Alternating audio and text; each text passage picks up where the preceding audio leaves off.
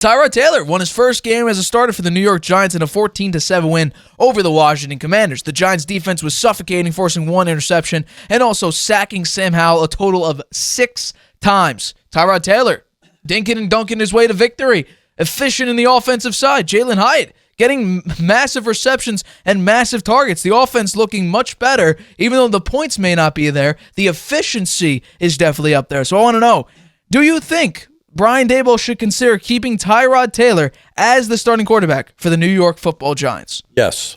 Yes. Yeah. At least one more game. Give Daniel Jones another week to heal up from being totally pounded the first 5 weeks of the season. So I think that, I think they will go with Taylor. He's gotten them off to a little bit better start now with his play. And, the Commanders aren't the greatest team out there, that's for sure. Their offensive line is one of the worst, right? I mean, poor Sam Howell, he's gotten creamed this season. He's a leader in getting sacked, I believe, right? Yep. And despite that, he's played pretty well. He could be somebody, if they get him decent offensive line, he has a few seconds back there to throw. He may be pretty good because he's done pretty well, even though he's been getting sacked a lot.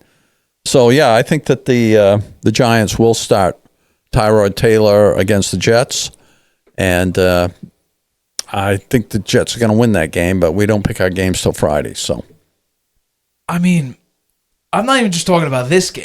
I'm talking about, the season. I mean, the offense, the changes. I have the numbers here. So, Jalen Hyatt is supposed to be like that rookie speedster that people were hoping for, right? They were begging for a wide receiver, and unfortunately, the Chargers, the Seahawks, and the Ravens all were picks ahead of them. They all drafted wide receivers. Quentin Johnson, Jordan Addison, and Jackson Smith and Jigbo all got picked right before the Giants did. The Giants ended up drafting, I believe his name is Deontay Banks.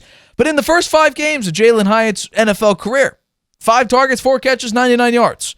In the last 2 games, 9 targets, 5 catches, 96 yards. So he's getting more targets, more catches, and 3 less yards. Tyrod Taylor's looking for him. He's trying to find him to get him open. Tyrod Taylor, so far this season, he's started 2 games of the year. This was his first win. Probably, maybe, you could argue it in the comments, should have won against the Buffalo Bills if it wasn't for, a non-defensive holding call or a pass interference call in the end zone on the very, very last play. So far this season, Tyrod Taylor has more big-time throws, fewer turnover-worthy plays, less time to throw. We talked about the offensive line being horrible for Daniel Jones. Tyrod Taylor has less time to throw. A higher average depth of target. He's finding receivers deep down the field. He evades more sacks. The offensive line, I agree, is bad, but he actually has a lower pressure to sack percentage. So he's actually able to avoid the sacks.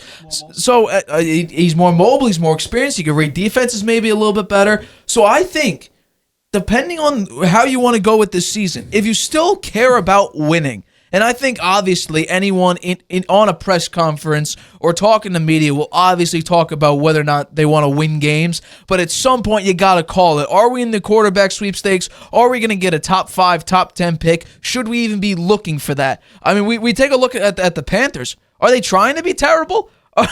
They still don't have a win yet, and they got the first overall pick last year and got Bryce Young. They traded up for that. So, I mean, I'm going to say this right now. If the Giants still care about winning, and based on the way the Commanders' season is going thus far, yes, they have one more win than the Commanders do, but having this win against them is huge if you have an opportunity to surpass them and potentially give yourself a playoff berth. If you still care about that, honestly, Tyrod Taylor gives you the better option to win games. He gives you the more stable, more efficient, more effective offense. Daniel Jones, I think he has nearly 20% of his pressures are due to him just either staying in the pocket too long, running into the line, doing something. He's responsible for 20% of his pressures.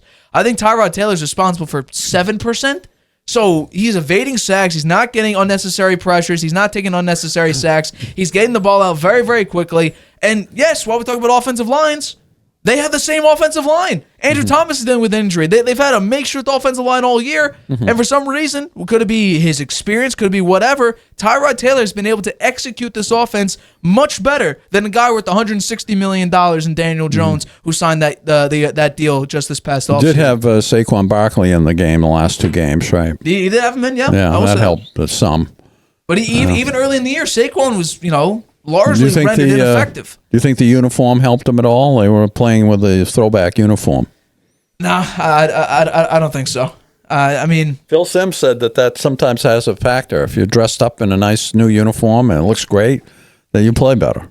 Those throwbacks are very nice. I will give the Giants that. They have a very, very nice. Do you like the giant on the Giants on the side of the helmet rather than the NY? They need to get the colors the same. They have a dark navy helmet and a light blue jersey. Yeah. You got to coordinate that a little bit better. Yeah. I will give props to one side of the ball that, in the beginning of the season was, I would say underwhelming. That Giants defense tore through the Commanders. 1 of 15 on third down the Commanders were. 1 of 15. The Giants, on the other hand, 5 of 16. Not much better, but better nonetheless. The Giants defense is playing better. Absolutely. It would Although have maybe they're just 6 times. maybe they aren't playing against teams that are any good. Yeah, that could be the case. I think the number is if this continues, if this trend continues with Sam Howell getting sacked X amount of times per game, I think by the end of the year he's projected to have like 96 sacks. I think the record's 68. He may not be alive to get to that number. Andrew Luck retired early. We presume because he had no offensive line and he was getting sacked and injured all the time. If Sam Howell's going to get sacked 96 times, Andrew Luck had a very short career. I would say cut that in half, and that will be Sam Howell's career if you keep letting this happen. We talk about Daniel Jones have a bad offensive line. Sam Howell nearly doubles the sacks. It's 20. I guess not nearly doubles, but it's about, I want to say 35, 40% higher, 28 to 40. Daniel Jones sacks to Sam Howell's, and yet Sam Howell's been able to perform a little bit better than Daniel Jones has. So, for me, personally, depending on how you want the season to turn out, I would say stick with Tyrod Taylor. If you care about winning. I don't think they've given up on winning. They haven't given up on winning. I mean, they've got 2 wins now, right? They do have 2 wins. And the season's still a lot of games to play. There is. They only played 7 games so far, right? We're going to week 8. 7 games. And have the Giants played 7 or they had a bye? They played 7. They played 7. So, they still have 10 games to go. So, I'm going to give a little, more than half of the season. I'm going to give a potential spoiler to Friday's episode when I do my Harvey Hot Hand. I'm really tempted to put a what if situation. If Tyrod Taylor plays, I may take the Giants +3. If Daniel Jones is healthy enough to play, I'm obviously going to pick the Jets -3. I was thinking about that, yesterday. I was like, if Tyrod Taylor plays, this offense has looked much better, but also Zach Wilson obviously has been playing better. I very well may decide if Tyrod Taylor plays in this game on Sunday, I probably will pick the Giants +3. But if Daniel Jones in there, give me the Jets -3 all the way on the road. So I think the Jets are going to win. Just outright, you don't care about the quarterback? The defense is so good, and I think Zach Wilson is playing not to lose the games now. He's not making the kinds of mistakes he was making earlier on. I would say that they're playing to win. I would think before when, Zach Wilson was, horrible and people were calling for his job, and rightfully so, I thought that's when he was playing not to lose. He was playing conservative, trying not to make that big mistake, and he was overcompensating. Yeah. But, interesting. Very, very interesting. Hi, everybody. Thanks for watching. Make sure you subscribe here to get the latest from the show. Also, if you want to check out the full episode, make sure you click the I in the top right-hand corner right now. If you want to listen to this show anywhere you go, make sure you go to anchor.fm/The Harvey Hour or anywhere you get your podcasts.